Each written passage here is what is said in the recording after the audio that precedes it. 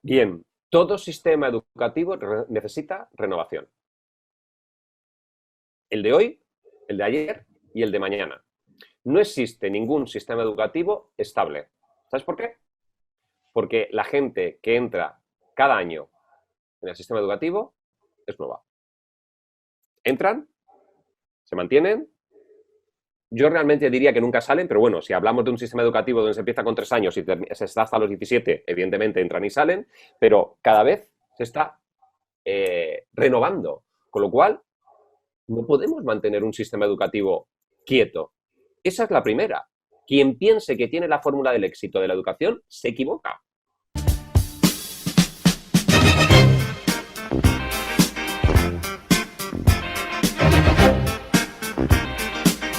Muy buenas familia, bienvenidos una vez más a las entrevistas de la Escuela de Músicos. Hoy tenemos el placer de contar con un invitado bastante especial porque no se encuentra con nosotros, sino que se encuentra un poco más distanciado, pero para ello siempre hay solución y por eso esta vez hemos decidido hacer la entrevista de forma virtual, un poco diferente a lo que estamos acostumbrados. Así que con todos vosotros os presento a Antonio Domingo. Muy buenas, Antonio. Muy buenas, José, ¿cómo estás? Pues nada, es un placer tenerte aquí en el podcast porque la verdad es que hemos tenido varios invitados, pero pensamos que tú nos puedes dar una visión más, además de ser percusionista, eres pedagogo musical. Entonces eso aporta un valor extra a lo que sería el currículum. Bueno, Antonio. Esperemos, yo no lo tendría tan claro. Bueno, Antonio, primero me gustaría que hicieses una presentación, ¿no? Un poco de quién eres, a qué te dedicas y cuál ha sido un poco tu trayectoria desde los inicios en la música hasta la actualidad. Bueno, pues soy Antonio Domingo, soy percusionista, soy pedagogo, luthier educativo, conferenciante, formador de formadores, profesor de profesores. Nazco en una familia en la que no hay tradición musical, en un municipio donde no hay tradición musical y donde, bueno, durante mucho tiempo, ahora ya no, creo que estamos 2 o 3, pero durante mucho, bueno, 2 o 3 no, yo creo que seguimos siendo solo 2, donde en un municipio donde solo estamos 2 músicos profesionales, o sea, 2 músicos que nos hemos dedicado plenamente a la música como profesionales. Hay algunos que se han dedicado a la docencia, en magisterio o en secundaria, pero músicos como tal hemos sido muy pocos, entonces había poca tradición. Aún así, bueno, pues estudiando, trabajando, terminas saliendo de la zona rural, terminas yendo a un conservatorio más grande, conoces la gran ciudad, conoces Madrid, conoces el mundo y te abres paso poco a poco. Y entonces, bueno, pues afortunadamente esas ilusiones que se tienen de pequeño, esa constancia, ese trabajo, suerte, aunque algunos dicen que la suerte es precisamente la constancia y el trabajo de cada uno, evidentemente también tiene que haber por ahí unos hilos que se muevan de vez en cuando, pues propiciaron que finalmente me dedicara a la música como parte de mi vida, porque no es solo una profesión, sino que es evidentemente algo que va mucho más allá. Muy bien, eso es verdad, o sea, que cuando tú empiezas a trabajar, ¿no? Poco a poco, a pesar de a lo mejor estar en un pueblo donde no hay casi recursos para poder formarte o encontrar tu futuro laboral, poco a poco vas buscándote las salidas. El otro día hablábamos con Frank de Best, él es belga y tuvo que venirse aquí a España para encontrar pues esa cultura musical que en Bélgica no tenían, la cultura de las bandas. Entonces, muchas veces nos hace salir de nuestra zona de confort para poder llegar bastante más lejos. Has comentado que, bueno, eres percusionista, pero otros te conocerán también como pedagogo, por innovador en el campo de la docencia, experto en inteligencias múltiples, compositor, o sea, una gran variedad de facetas tuyas. Pero me gustaría saber qué significa ser luthier educativo. Sí, guay. Me alegra, como dicen por ahí, que me hagas esa pregunta. Luthier educativo es una invención, es un invento mío que nace en 2015, tampoco hace tantos años. Estamos en 2021. En junio julio, hará 6 años de esa nomenclatura nueva que acuñé en base a un momento de crisis bastante gordo en mi vida, en un momento de cambios, ¿no? Yo he sido profesor de lenguaje musical durante 25 años en una escuela de música, la Escuela de Música de Villacañas, en Toledo. Y al mismo tiempo fui los últimos 16 el director de esa escuela de música. Pero en 2015, debido a unas desavenencias y de unos problemas que hubo en la jerarquía política del momento, se me destituyó de la dirección de la escuela. Yo dimití, evidentemente, como profesor y de repente me vi, después de 25 años, en un puesto de trabajo más o menos estable, no fijo, pero sí estable. Dije, Dios mío, ¿qué hago con todo este conocimiento? O sea, ¿qué hago con la cantidad de horas que he dedicado a dar clase de lenguaje musical, la cantidad de horas que he dedicado a formar a las familias, a los padres, para que aprendiesen a ser padres y madres de niños músicos y de niñas músicos, que no se sabe? Quiero decir, si ser padre es difícil, ser padre de un niño y una niña músico es más difícil todavía. Yo había dedicado mucho tiempo a formar a esas familias. Formación del profesorado, que habíamos hecho mucha. Quiero decir, había un proyecto educativo muy grande, muchísima información, que de repente no tenía un lugar donde plasmarlo. Yo ya estaba trabajando, porque también compatibilicé muchos años Musiquene con la escuela, y yo seguía trabajando en Musiquene, pero Musiquene es un trabajo totalmente diferente, lleva otra línea, es un conservatorio superior, hay otros estamentos y otras formas de trabajar. Y se me ocurrió lo de cómo ofertar toda esa información, cómo asesorar a centros educativos a través de la dirección, cómo asesorar al claustro o cómo formar al claustro, cómo crear proyectos de innovación educativa donde puedan participar 300, 400, 500, 1.600 niños, como he hecho en algunas ocasiones, en un mismo escenario, de diferentes localidades, de diferentes profesores. O sea, todo eso que ya había hecho en la Escuela de Música de Villacañas, lo que podríamos llamar proyectos de innovación educativa, es lo que se resume en ese nombre, en esa nueva nomenclatura de luthier educativo. ¿Qué es un luthier? Luthier es quien arregla los instrumentos, o si miramos a Les Luthiers, que es de donde me viene la imagen de ese grupo de músicos argentinos, es el que crea sus propios instrumentos. Bueno, pues yo o creo mis propios proyectos educativos o voy a centros a ayudar que funcionen mejor, a intentar arreglarlos. De alguna forma es el resumen de lo que es un luthier educativo, que en España soy el primero. Y creo que el único, además. Esa es la ventaja, ¿no? De inventarte tú el nombre, que puedes considerarte el primero y a partir de ahí crear una sucesión de más gente que se anime a todo este movimiento, ¿no? Incluso el otro día, hablando con Frank de Best, él también está impartiendo clases en Colombia de dirección, porque dice que en Colombia como que no hay esa cultura musical y que necesitan impartir, pero ya no a gente, o sea, no a alumnos, sino a docentes, que es una labor que pienso muy importante porque ya no es solo el hecho de enseñar a unos pocos alumnos, sino si tú enseñas a profesores, esos profesores enseñarán a futuros alumnos. Y así es cuando empieza a enlazar una cadena de personas que puede durar pues, generaciones y ir progresando. Sí, yo estoy seguro que en nuestro país y en el mundo hay más personas que están haciendo el mismo trabajo que yo. Lo que pasa es que buscaba también un punto de diferenciación, ¿no? ¿Quién es Antonio Domingo que no es como los demás? Y una de las formas, evidentemente, de marcar la marca, nunca mejor dicho, de generar marca, es generar un nombre que sea diferenciador. Y ahí apareció lo del luthier educativo. Entonces, me consta que hay mucha gente que se dedica a la formación del profesorado, que se dedica a hacer innovación educativa, que además lo está haciendo fenomenal, porque estamos en un país súper rico y lleno de gente creadora, creativa y curranta. Mucha gente así. Pero bueno, era una forma de diferenciarme y de crear marca. Pues sí, además, una de las cosas que también te diferencia es que eres de las pocas personas que conozco que hace directos en Instagram y que intenta divulgar contenido con otros profesores, otros docentes. Y me gustaría saber qué es eso del continente de los raros, ¿no? Porque creo que lleva por la segunda temporada, si no me equivoco, y me gustaría que contaras qué consiste este proyecto y la gente cómo puede acceder a él.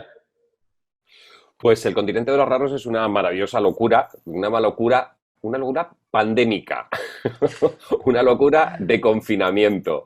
Volvemos a la situación, otra vez, otra situación de crisis, otra situación, además debe ser que en mi vida la situación de crisis son Va una tras abundantes, otra. sí, son abundantes y que permiten además crecer. O sea, yo ya, como decían los chinos, crisis es también momento de oportunidad, ¿no?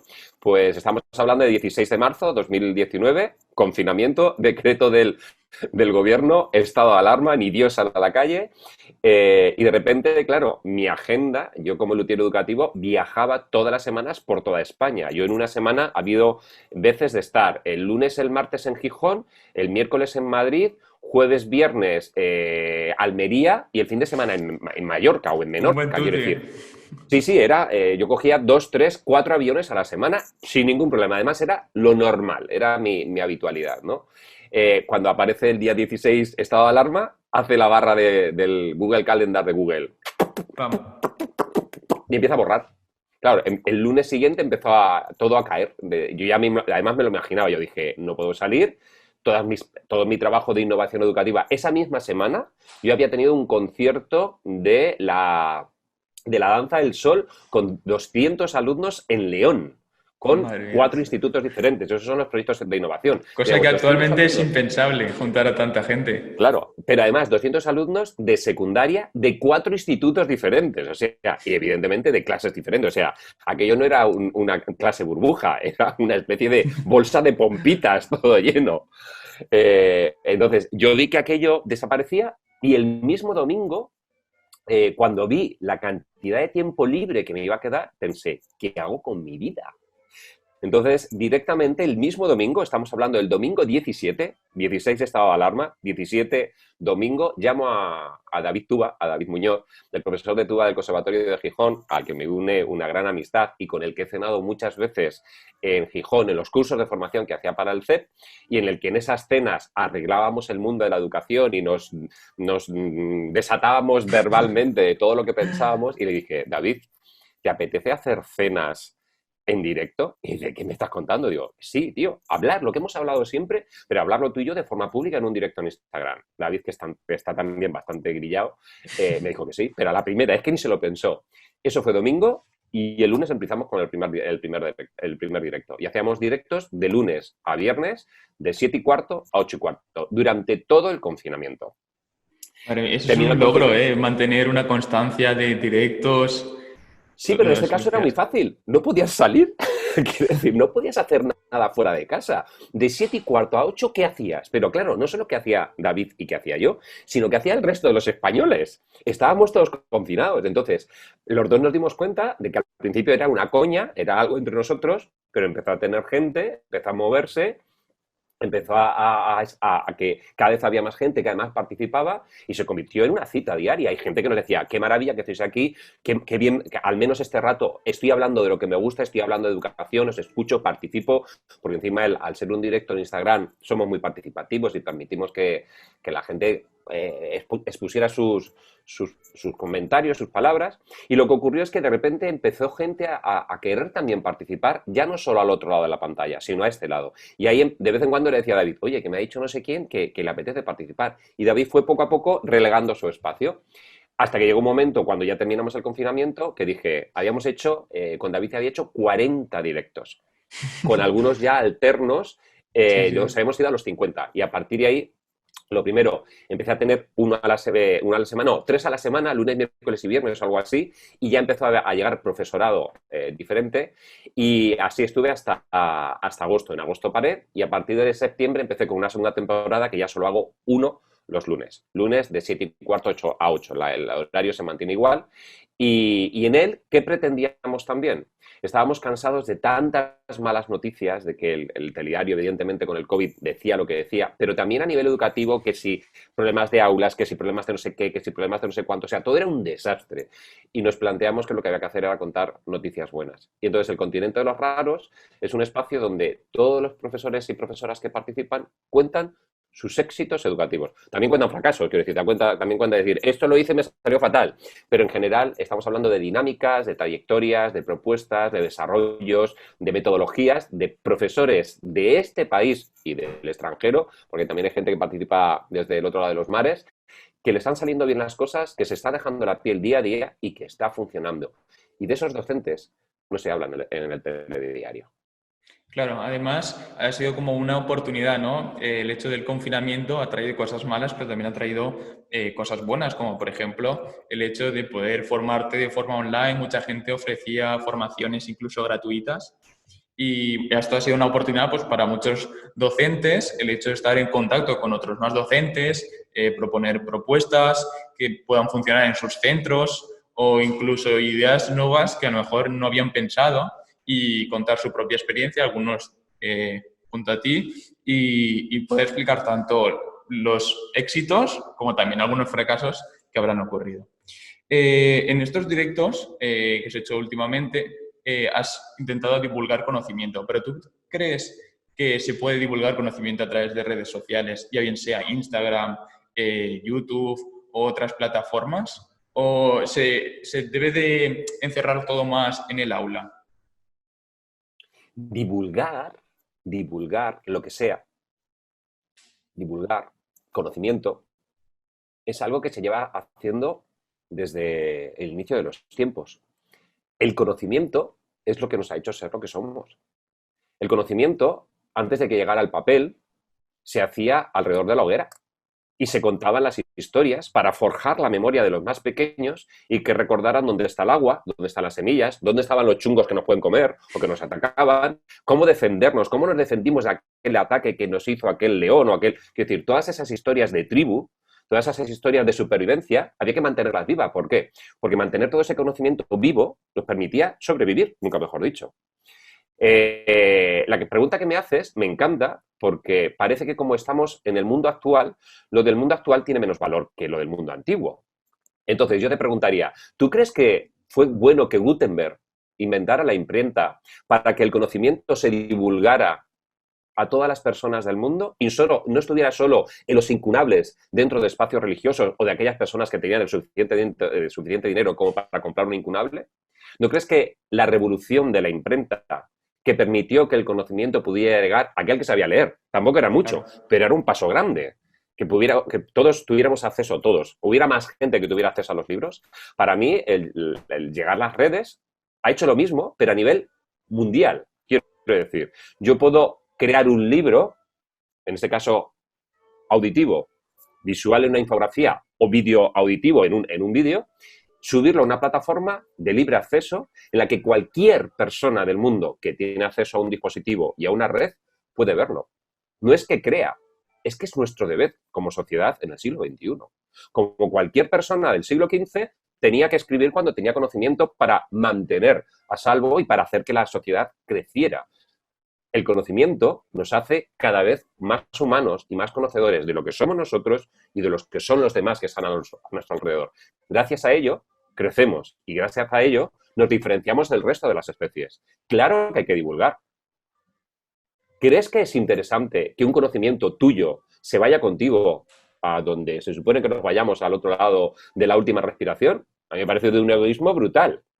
Otra cosa es que quieras hacer negocio o no con ello. Eso tú verás.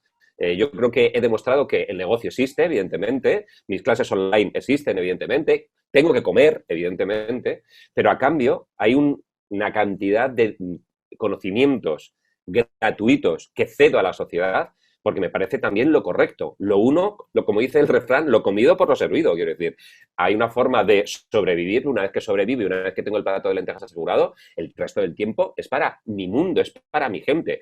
Y además, mejor dicho, fíjate, no he dicho para el mundo y para la gente. He dicho para mi mundo y para mi gente por una cuestión muy importante. Para aquellas personas que están próximas a mí, porque nos vemos en el tú a tú, en el offline, y para mi gente que nos vemos en el tú a tú, en el online. Entonces, para ellos, para trabajamos. Y claro que creo en la divulgación a través de redes. Por favor, siglo XXI.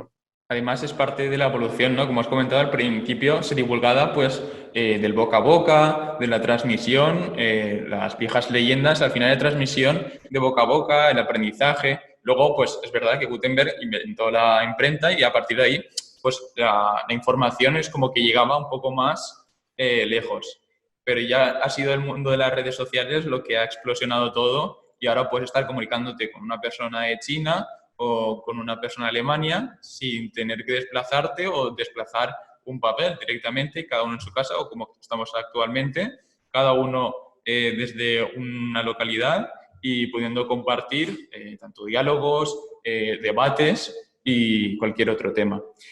Has comentado que al principio todo se organizaba en base a tribus Y tú también es algo en lo que incides, en lo de crear una tribu. Pero ¿qué es crear una tribu? ¿Te llevas a la gente a sobrevivir a la selva o cómo lo trasladas tú el hecho de tener una tribu?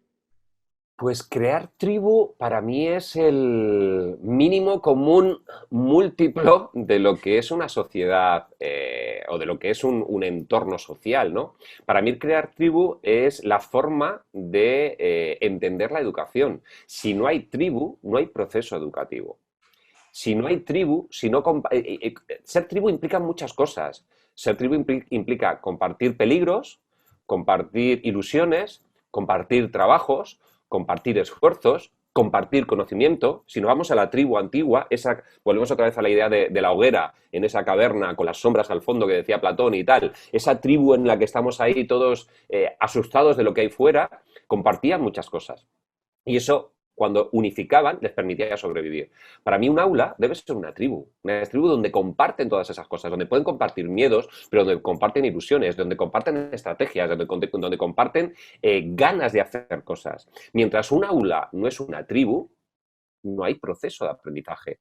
Porque si no hay tribu, no hay socialización. Y si no hay socialización, no hay emoción. Y si no hay emoción, jamás puede haber aprendizaje. Y eso no lo dice Antonio Domingo, que lo estoy diciendo ahora mismo. Sí, eso lo dice la ciencia, señores. Socialización, emoción y como consecuencia de eso hay aprendizaje. Así ha sido la evolución humana a lo largo de la historia. Ahora los científicos encima no lo reafirman debido a todos los procesos neuronales que se producen cuando hay socialización, o sea, cuando estás con otros se aprende más rápido, mucho mejor, o cuando hay emoción. Incluso cuando tú estás solo puedes aprender, pero solo si la emoción es positiva y si hay un trabajo emocional en lo que está ocurriendo. Cuando estás con otros, con mayor motivo. Por lo tanto, crear tribu, hacer tribu, es la única forma de, uno, sobrevivir a cualquiera de las situaciones que estamos cotidianas, que estamos viviendo aquí, y otra, la de poder generar conocimiento. Eso llevado al aula es imprescindible, absolutamente imprescindible.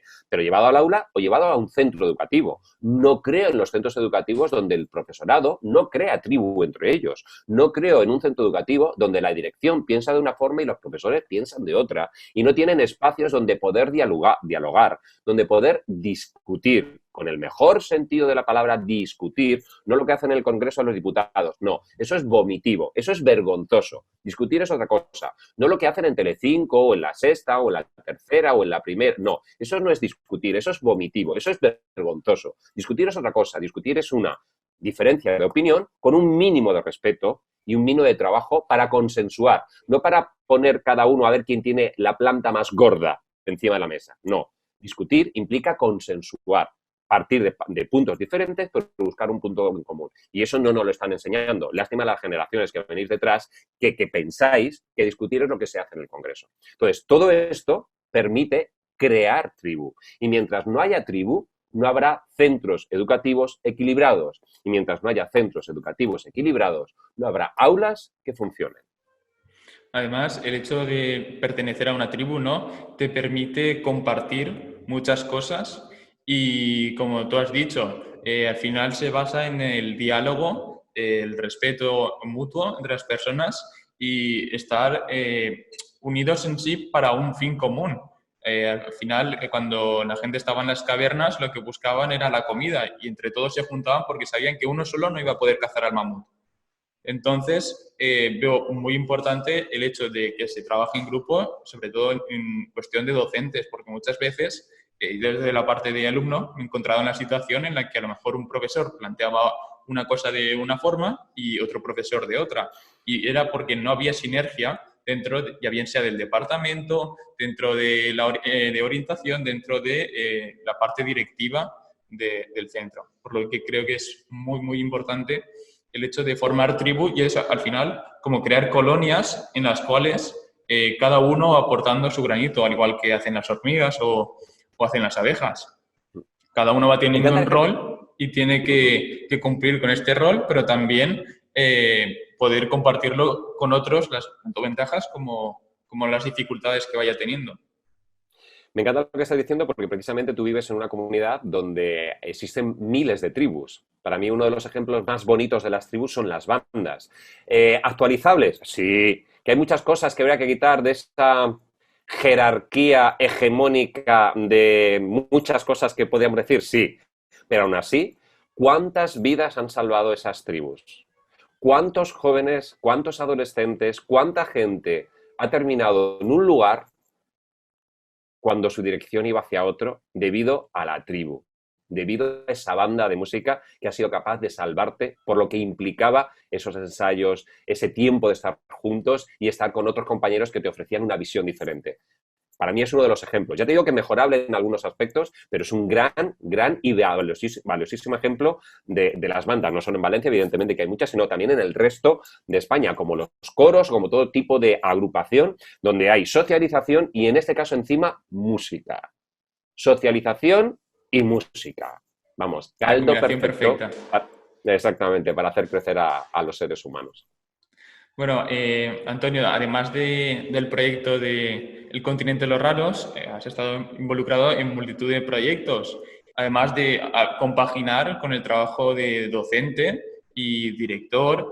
Pero uno de los proyectos que a mí más me ha llamado la atención ha sido el proyecto de Crea la banda sonora de tu vida, que además ha sido galardonada con premios como el premio de la Fundación A3 Media y ha llegado hasta 40.000 alumnos y 160 docentes, cosa que me parece una barbaridad.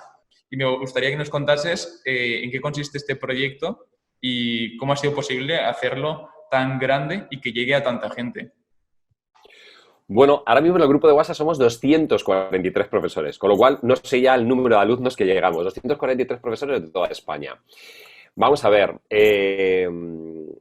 2012 yo estaba dirigiendo todavía la Escuela de Música de Villacañas, o me quedan 3 años, y como vuelvo a decir, estaba como macerando un montón de conocimientos, porque la Escuela de Música de Villacañas sirvió para que ese claustro con el que trabajé, para mí ha sido el mejor claustro de la historia. Jamás he trabajado con un claustro como ese. Han sido, ahora mismo llevo 6 años sin verles y son amigos de toda la vida y los van a ser, porque hemos vivido tantas cosas tan interesantes a nivel educativo, a nivel personal, que se han convertido en referencia para mí. Pues todo aquello que estábamos creando en esa escuela y que estaba funcionando y que teníamos unos resultados increíbles. La escuela, cuando yo cojo la dirección en el 99, en 1999, tenía 57 alumnos. Cuando yo la dejo en 2015, tiene 294. O sea, en una población de 10.000 habitantes estábamos casi en el 3% de la población. Teníamos un punto más por encima de la media porcentual de Europa. O sea, era una cosa que estaba funcionando. Bueno, pues todos esos trabajos que estamos haciendo, yo empiezo a hacer formación para el profesorado de Castilla-La Mancha a través de la Consejería de Educación, a través del Centro de Formación del Profesorado. Y es ese año, en el 2012, donde se me propone crear un proyecto de innovación educativa para secundaria en música. Que me dijeron, ¿cómo te gustaría que fuera un aula de secundaria? Diseñala. Entonces, lo que puse en valor fue todos los conocimientos que estaban funcionando en la escuela de música, los llevé a secundaria para demostrar que no era una cuestión de que funcionaba en la escuela de música porque los niños vienen porque quieren, que me lo habían dicho así de veces, sino que era una cuestión de metodología, que funcionaba en la escuela de música esa metodología, pero podía funcionar en secundaria también la metodología. Y ahí nació el primer proyecto. Éramos 20 profesores de toda Castilla-La Mancha. Castilla-La Mancha sabes que es bastante grande, con lo cual estábamos muy desconectados a nivel físico, pero a nivel de redes, nosotros estábamos con... O sea, yo empecé a hacer este trabajo que estamos haciendo tú y yo en 2013. O sea, yo ya estaba Ya haciendo me llevas formación ventaja online en entonces. 2013. Claro, a mí me ha llegado la pandemia. A mí, quiero decir, el Google ha desaparecido en cuanto a presencialidad, pero yo he mantenido mi trabajo casi al completo en muchas cosas, no todo, pero yo he estado trabajando desde que empezó la pandemia gracias a que todo esto yo ya lo hacía antes. En 2013 yo ya estaba haciendo formación online. Pues estos 20 profesores, estuvimos trabajando con 1.000 alumnos, 1.500 alumnos. Y con las bases educativas que te digo de Castilla-La Mancha, o sea, de la Escuela de Música de Villacañas, pero ya pasado a la Consejería de Educación de Castilla-La Mancha.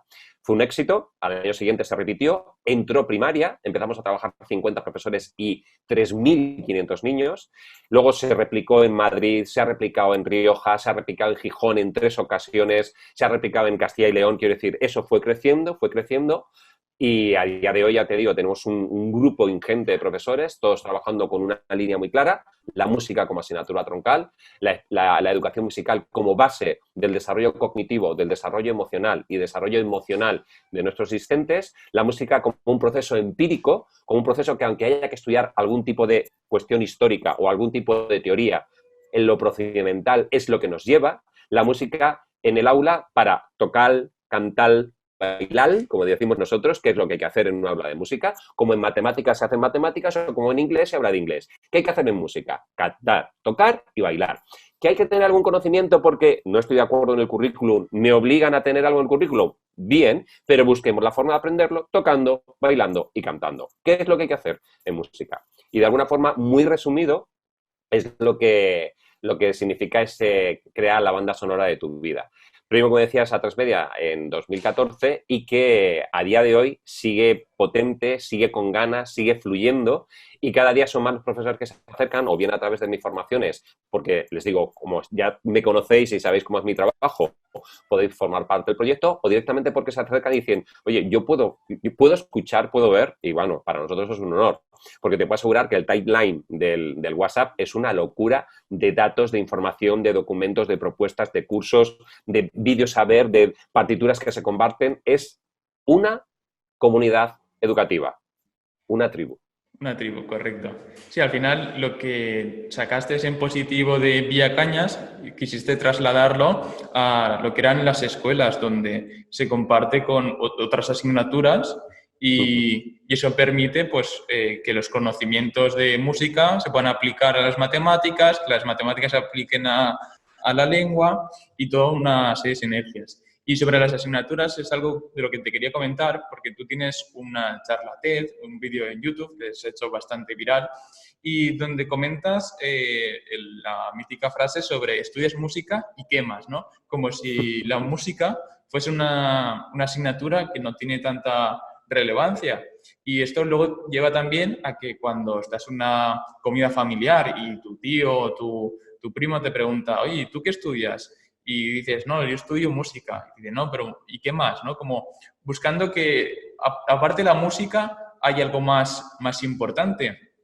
Y me gustaría reflexionar contigo en cómo crees que influye el hecho de que la música sea considerada una asignatura menos importante y no se le dé la importancia de asignatura troncal, cuando después, a la hora de dedicarte a la música, no se valora el trabajo que hace el músico. Mucha gente dice, yo por un concierto no voy a pagar más de 10 euros. Y dices, hombre, pero detrás de ese concierto hay muchos años de formación, muchos años de trabajo constante, de un esfuerzo. Entonces, me gustaría saber cuál es tu opinión sobre esto. Bueno, es un tema muy complejo, que no difícil, solo complejo. Y tiene muchos concomitantes que lo hacen complejo y lo hacen complejo de entender.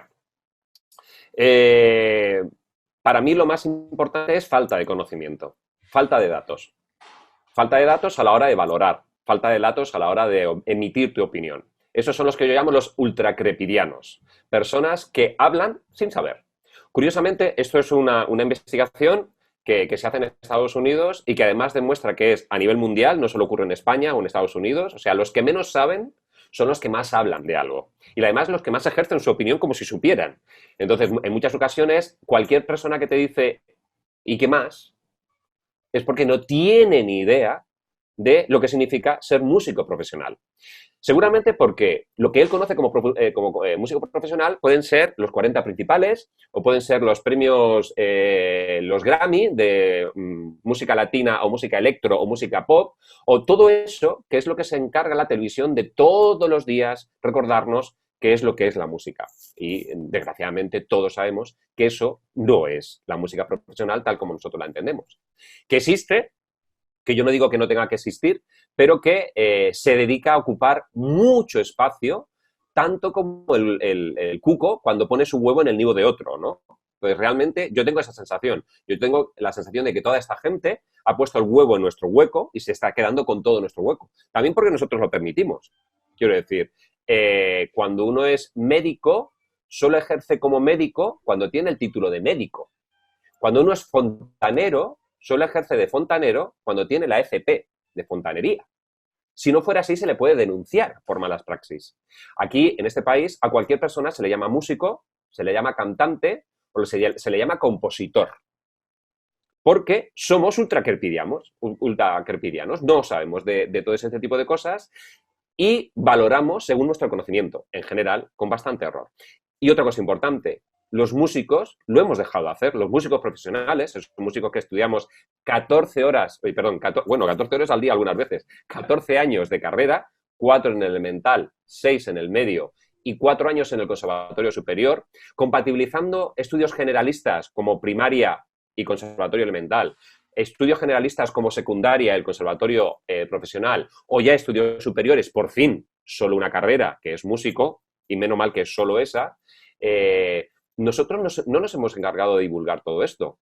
Creo que durante mucho tiempo me he vivido muy cómodos en sociedades del siglo XVIII y del siglo XIX, donde estaba muy bien visto por la alta sociedad que sus hijos estudiaran música y donde los músicos vivíamos en palacio, vivíamos con levita y en carruajes, y nos ha permitido no despreocuparnos porque ser músico honraba y saber música te daba Poder, ¿no? Y te daba altura, reputación. ¿no? Te daba una situación estable.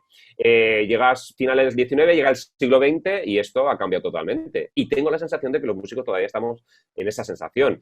Los conservatorios, pero que se han creído, es que hay que estudiar. Sí, sí, que se han creído, señores, pero estamos en el siglo XXI. O espabilamos un poco, o hay gente que nos está comiendo, como he dicho, nos está poniendo el huevo del cuco en nuestro propio nido. O espabilamos y le damos un poco de vueltas a esto. Y no estoy diciendo bajar el nivel, ni mucho menos, sino redes, comunicación y no permitir que se digan ciertas cosas a gente que no las tiene que decir y que siente jurisprudencia por ello.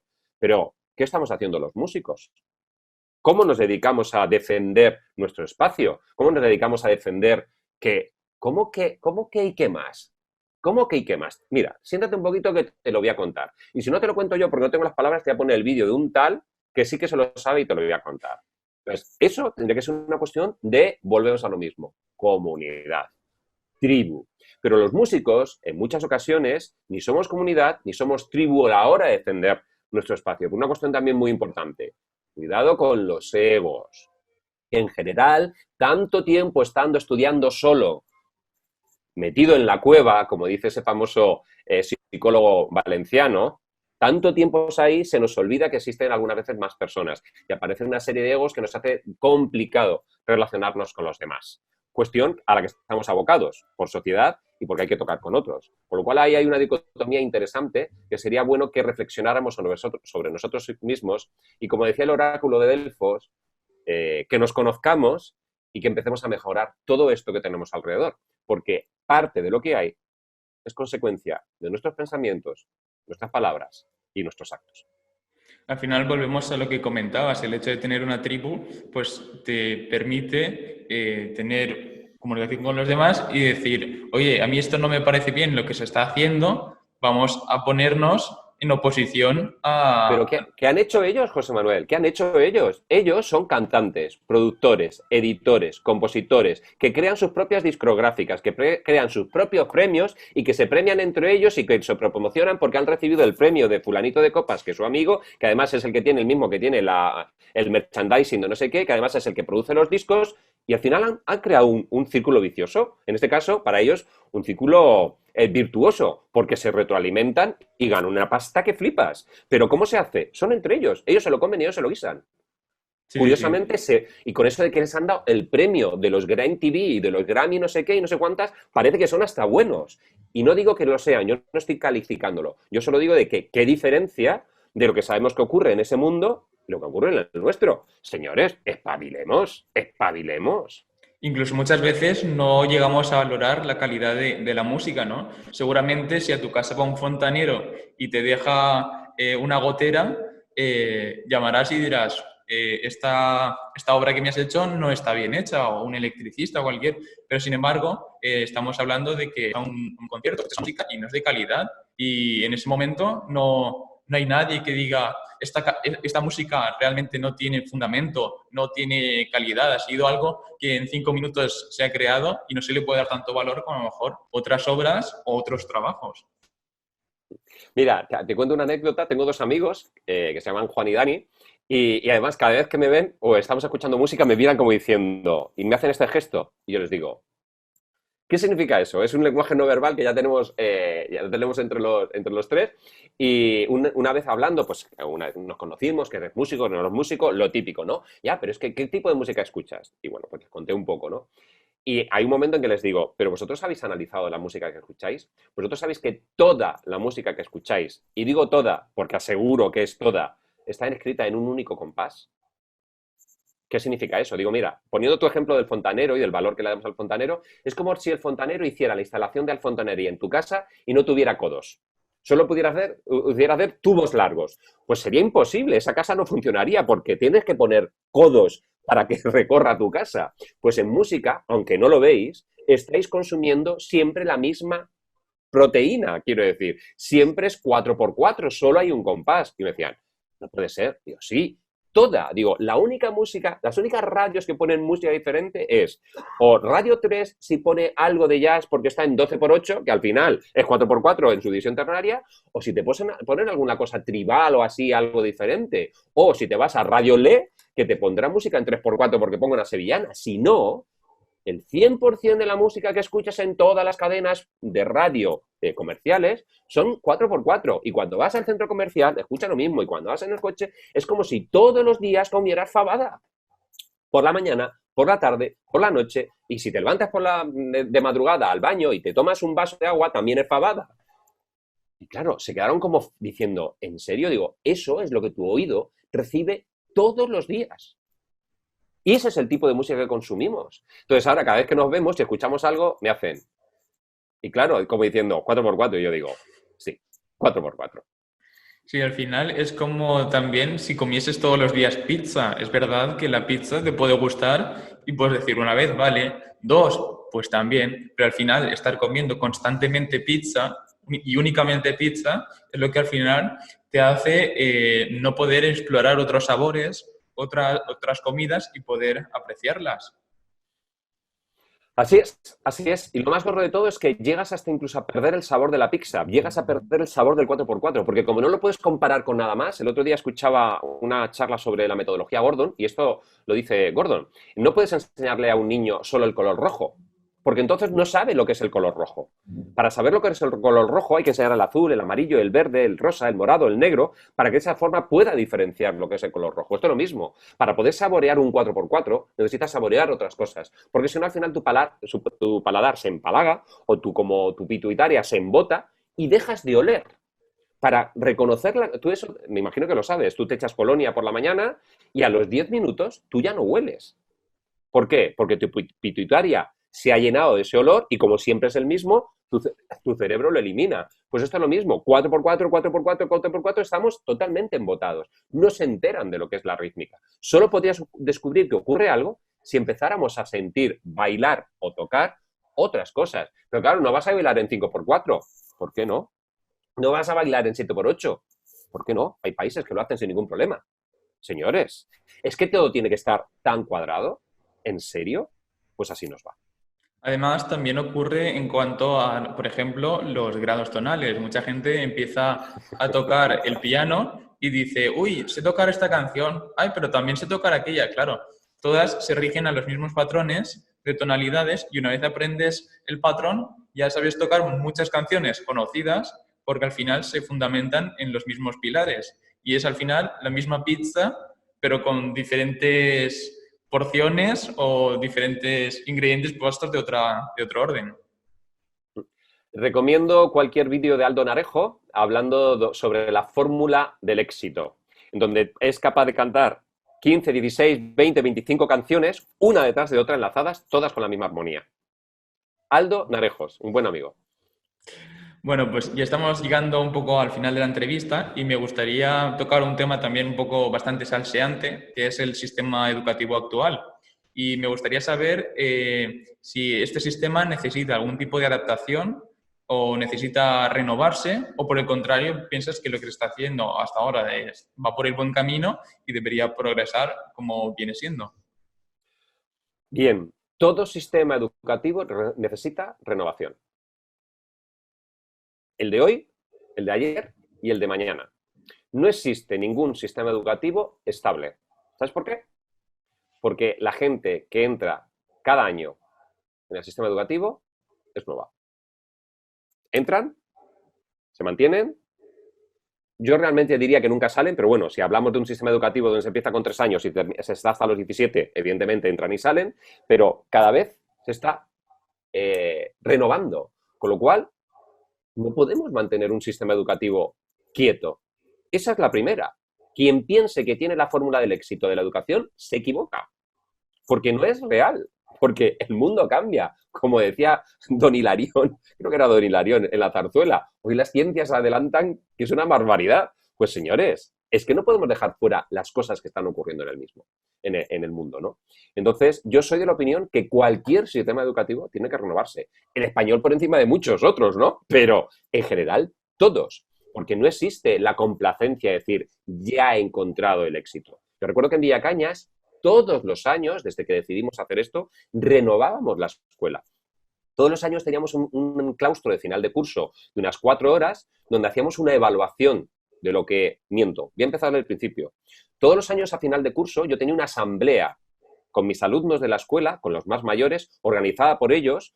La asamblea se hacía en el teatro como a las 3 de la mañana, después de haber tenido una jornada histórica de actividades con los chavales. La hacíamos en círculo, con unos sacos de dormir y con unas esterillas en el escenario, que es decir, era todo como muy tribu, alrededor de la hoguera, muy tribu. Y ahí ellos hablaban de cómo había sido su curso y de cómo había sido su escuela, con sus ojos. Todo eso yo tengo actas de ello. Me lo llevaba al último claustro.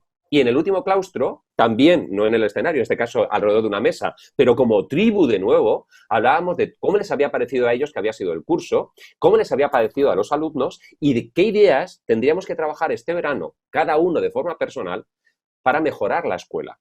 Nos íbamos al verano y todos evolucionamos en verano. Descansamos, te liberas, te limpias, lees, te nutres, el mar, el sol. Septiembre, 2 claustros de 5 horas, 10 horas, sobre filosofía de la educación, sobre qué había sido la escuela en el año anterior, qué había sido lo que había funcionado, lo que no había funcionado, qué nos habían dicho los alumnos, qué habíamos dicho en el claustro último nosotros como profesores y qué íbamos a innovar en la escuela. Y a partir de ahí nacía el proyecto educativo de la escuela del año siguiente, de ese año, 2020, 2021, 2012, 2013.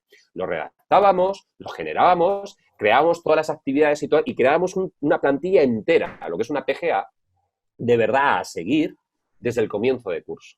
Entonces, eso es innovación constante. ¿Por qué? Porque intentábamos adaptarnos a los cambios de las familias, a los cambios de los chavales, a los cambios del propio claustro, porque yo nunca he tenido el mismo claustro siempre. De los 16 años que he dirigido, cada año, aunque solo fuera un profesor, me variaba uno. Eso era sangre nueva que entraba al principio descolocado o descolocada, porque claro, llegaba a un centro un poco raro, pero cuando se ponía en marcha, claro, una vez que se ponía en marcha, era una nueva mente aportando nuevo conocimiento. Creo en la divergencia en los grupos de trabajo. Creo absoluto en la divergencia. No creo en la endogamia. La endogamia sabemos lo que trae. La endogamia trae la desaparición de una especie. La endogamia trae la depravación del ADN. Se estropea por ser endogámicos. Hay que ser divergentes. ¿Es más complejo? Sí. No he dicho difícil, he dicho complejo. Más complejo sí, porque hay que consensuar, porque hay que discutir y hay que encontrar puntos en común. Pero si eso se hace, se crece muchísimo más rápido. Entonces, no entiendo los centros educativos donde creen que ya poseen el pleno valor. Dicho esto, me consta que hay muchos centros que se están empezando a mover, que hay muchos profesores que se están empezando a mover. ¿Que los hay anquilosados? Sí, pero hay mucho profesor que está intentando innovar, que está intentando aprender y que se está moviendo. ¿Qué ocurre? Que se les escucha poco. Por eso está el continente de los raros, para que se les escuche mucho. O por lo menos, para que se les escuche. Sí, además hay una cosa que escuché hace poco que decía que antiguamente el conocimiento se mantenía constante durante 5 años, más o menos, y cada 5 años pues, se iba renovando. Pero ese tiempo se ha ido acortando poco a poco con el tiempo y actualmente, cada pocas horas, el conocimiento que acabas de adquirir ya no sirve, porque en la otra parte del mundo se ha desarrollado una tecnología diferente que permite que esto se quede obsoleto y ya no sirva para nada. Entonces, la evolución constante, el trabajo, la investigación es lo que hace crecer. Y si el sistema educativo se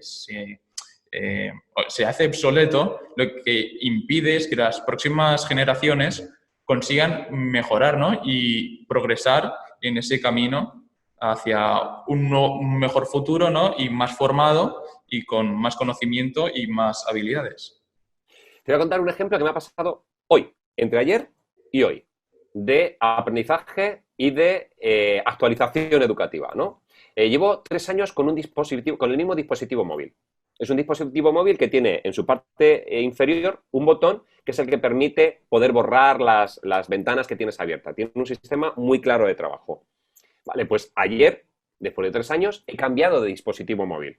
Y es un dispositivo móvil de la misma marca, pero no tiene botón. Ya es el más optimizado. Entonces, ahora tengo que aprender, o sea, no puedo olvidar usar el botón, porque eso encima está en memoria a largo plazo. O sea, yo ya sé que en mi memoria a largo plazo explícita, no asociativa, está el uso del pulgar en el botón. Y eso se va a quedar ahí para siempre. Es lo que tiene mi cerebro. Ahora, lo que yo tengo que hacer es que, aunque esté ahí, no me salga de forma instintiva ese movimiento. Porque ahora tengo que hacer otro movimiento, que es que tengo que hacer un movimiento desde abajo, subir la pantalla hacia arriba, para que aparezcan todas esas ventanas y luego poder cerrarlas una a una. Muchas veces, en educación, queremos seguir apretando el botón que no está, porque hemos evolucionado como sociedad y como especie. Entonces, cuidado con los sistemas educativos donde todavía queremos seguir apretando el botón del modelo de teléfono que ya no tienen tus alumnos, porque lo que hay que hacer es, ya no hay botón, señor, ahora hay que deslizar, se hace de otra forma. Eso que me ha pasado entre ayer y hoy, o sea, no estoy de coña, es así, es lo que nos ocurre en las aulas en muchas ocasiones. Afortunadamente, no a todos los profesores, y que cada vez son más los que tienen ganas de disfrutar del aula, de hacer disfrutar a su alumnado y de que el crecimiento personal y el crecimiento en conocimiento sea una razón para vivir. Pues sí, además, una de las ventajas que puede tener mucha gente es que entre tus formaciones, ¿no? Impartes formaciones en cuanto a neurociencia, inteligencias múltiples, técnicas para poder aplicarlas también en las aulas y que posteriormente dejaremos en la descripción del vídeo para que todo aquel que esté interesado en todo lo que hemos estado comentando, como para contactar con Antonio Domingo, pueda acceder a ello. Y me gustaría hablar sobre la importancia que tiene el uso de la neurociencia y toda la parte de la psicología dentro de la música y por qué los músicos deberían conocer todo este mundo que muchas veces se desconoce en los conservatorios. Y en muchos conservatorios estas técnicas no te las ofrecen este tipo de información. Bueno, al final ocurre un poco como con las personas de tu entorno que te dicen ¿y para qué estudias música? Lo hemos resumido en falta de conocimiento. Que no quiero criticar en cuanto a que no sé, no tenemos por qué saber de todo y tu familia no tiene por qué saber de todo. Yo ya te he dicho que durante mucho tiempo en la escuela formábamos a las familias para que supieran lo que es ser padres y madres de hijos e hijas músicos. En este caso pasa lo mismo con profesores de conservatorio, profesores de escuela de música o profesores de primaria o secundaria en cuanto al mundo de la neurociencia. Es muy poco el espacio que tenemos de conocimiento. La neurociencia lleva con nosotros como divulgación científica muy poco tiempo. También es cierto que es muy cambiante. Lo que se sabía hace 5 años, de repente aparece una nueva publicación, un nuevo experimento, un nuevo estudio, una nueva investigación y pone un poco en tela de juicio lo que se había dicho, con lo cual es una información que tienes que estar barajando y contrastando constantemente. Y eso nos saca también de nuestro punto eso de línea de confort en el que yo ya sé cómo doy clase, estudia más y toca ver qué es lo que hay que hacer, ¿no? Entonces, al final, no quiero justificarlo, pero tampoco quiero echarles la bronca. Simplemente es, yo como docente tengo una máxima que me es fundamental. Formación, formación, formación. Si no, no puedes ser docente. Puede ser cualquier otra cosa, pero no docente. Porque al igual que hemos aprendido a cambiar el botón en el móvil, que ya no hay botón, hay que aprender a cambiar el botón en la educación. Y la neurociencia, todo el trabajo de la inteligencia emocional que lleva ya con nosotros más de 30 años, todo el trabajo de las inteligencias múltiples o sistemas ejecutivos, me da igual cada uno que piense lo que quieran, porque ahí no se ponen, ¿ves? Ahí los científicos no se ponen de acuerdo. Uno que es inteligencias múltiples, otros que son sistemas ejecutivos. Mira, me da igual. Lo que tengo muy claro es que el cerebro trabaja de forma parcial, que hay muchas partes del cerebro que se pueden poner en marcha o no, dependiendo de cómo es tu metodología, y que eso hace que tu aula funcione mejor. Todo esto hay que saberlo y eso se llama formación. Los ministerios de educación, las consejerías de educación tienen muy claro esto de la formación. Aunque solo sea para quedar bien ante el público, pero lo tienen muy claro. Quiero decir, una persona que es funcionaria solo puede tener los trienios y los sexenios, que son unos sueldos, unos plus que se tienen por antigüedad en tu trabajo, solo se pueden conseguir si haces una serie de horas de formación. O sea, fíjate que claro lo tienen. Obligan al profesorado a que se forme si quiere cobrar sus trienios. Pero es que no tendría que ser una obligación. Es que esto es un deber, o sea, forma parte del decálogo del docente. Formación, formación, formación. Y la neurociencia, la inteligencia múltiples, la inteligencia emocional, las metodologías activas, la gamificación, el ABP, el ABPA, todo lo que está saliendo, lo único es herramientas nuevas de profesores y profesoras que sí lo están haciendo y que están teniendo unos resultados increíbles. Y lo que hay que hacer es empezar a aprenderlo para reactivar y renovar ese funcionamiento del botón del móvil, que intentamos seguir apretando cuando no está. Al final, en vez de, no debería ser ya no tanto una obligación, sino ya por vocación, ¿no? El querer aprender, el seguir en constante formación para poder desarrollar tu trabajo de la mejor forma posible y que esto repercuta pues, en alumnos o incluso en los propios alumnos que busquen alternativas, por ejemplo, a formarse con otros profesores de forma online, porque muchas veces, y yo lo he vivido en la escuela, de la gente que se pensaba que la educación era únicamente lo que se explicaba en el aula, pero no solamente es lo que tú encuentras en el aula, lo que te puede contar el profesor, sino que por tu parte puedes buscar alternativas. La música no solo se aprende en la asignatura de música del colegio, hay escuelas de música, hay conservatorios, entonces me gustaría hacer que la gente buscase otras alternativas al sistema. Si realmente no encuentras ahí la información que buscas, buscar otras alternativas. Y nada. Formación formal, formación informal, formación no formal. ¿Por qué no están esas tres en los conservatorios o en los centros educativos instituidas? ¿Por qué tiene que ser algo implícito? ¿Por qué no están explícitas? ¿Qué podemos hacer como educación formal? Lo tenemos claro, aunque haya que mejorarlo con formación, formación, formación. Pero ¿cuándo está incluida una formación informal o una formación no formal? Que existe, que está ahí y que si la pusiéramos en marcha multiplicaríamos por muchos ceros la formación de nuestro alumnado. Innovación educativa, señores. Eso es un luthier. Simplemente con también atraer a profesores de diferentes centros. Por ejemplo, Antonio Domingo, tú también has ido te mueves por comunidades autónomas, te mueves por diferentes centros y esas visitas que se realizan dentro de los centros también ayudan a conocer a nuevos docentes, nuevas técnicas y es un constante aprendizaje. Así es. Bueno, pues ya para acabar la entrevista me gustaría que nos recomendases algún tipo de libro, película. Es una pregunta que solemos hacer a los entrevistados y nos gusta que cada uno pues aporte algo personal, ¿no?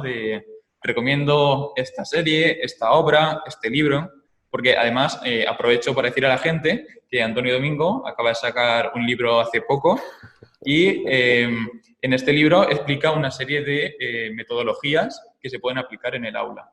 Entonces, yo por mi parte me gustaría recomendar este libro porque a todo docente creo que puede ser una herramienta indispensable como herramienta de trabajo. Nada, ¿tú qué nos recomiendas, Pues, Antonio? te agradezco la recomendación del libro. No puedo enseñarlo porque no tengo me he quedado sin libros en casa. Los hemos agotado y no te puedo enseñar. Pero bueno, te agradezco el libro. El título del libro es ¿Y esto es música? Casi, casi como la pregunta que ¿y qué más, no? Y esto es música. Y bueno, creo que es un poco resumen de todo lo que estamos hablando hoy. Te podría recomendar muchísimas cosas porque el conocimiento es tan vasto que me sabría mal recomendarte una cosa sola. Yo recomiendo para todos aquellos que quieran ver un poco mi línea de trabajo en cuanto a bibliografía, en Instagram, en mi canal de Instagram, Antonio Domingo _Ruiz, tenéis los libros que voy publicando, o sea, que voy recomendando, y hay una pequeña reseña de cada uno. Está mezclado, evidentemente, está mezclado con todas las cosas que hay, pero ahí en Instagram tenéis una serie de libros. Series de televisión, es que os podría decir miles. Hay una que es difícil de encontrar porque estaba en Netflix, pero la han eliminado, que os recomiendo como trabajo de inteligencia emocional e inteligencia social, que se llama Miénteme, Lie to Me, ¿vale? Y es muy importante para mí por una serie de cuestiones y sobre todo por uno de los co-guionistas de esa serie. Hay una explicación científica muy importante para recomendar esa serie. Y luego os voy a recomendar el último libro que estoy leyendo, que para mí es muy potente, que lo tengo aquí. Lo veis al revés, ya lo sé. La ciencia del lenguaje positivo, de Luis Castellanos. La ciencia del lenguaje positivo. Vuelvo a la frase que dije antes del oráculo de Delfos, conócete a ti mismo. Cuanto mejor estamos nosotros, más fácil es que estén los demás, la gente que tenemos alrededor, y más fácil es que nuestro aula funcione mejor. Con lo cual, la ciencia del lenguaje positivo. Cuidemos nuestras palabras, no solo la que decimos a los demás, sino también la que nos Que nos decimos a decimos nosotros mismos. a nosotros mismos. Bueno, pues Antonio, muchísimas gracias por haber compartido con nosotros este momento. Nada, deciros que todo lo que hemos estado charlando y todo va a estar en el link de la descripción para que puedan tener acceso a ello. Y nada, si os ha gustado la entrevista, espero que la apoyéis con un like, os suscribáis. Aprovecho también para decir que Antonio Domingo también tiene un canal de YouTube donde tiene algunos cursos de formación en inteligencias múltiples y donde también sube todo aquel trabajo que ha desarrollado en diversos centros. Entonces, nada, deciros que muchas gracias por haber asistido a esta entrevista y esperemos vernos en próximas. Hasta luego.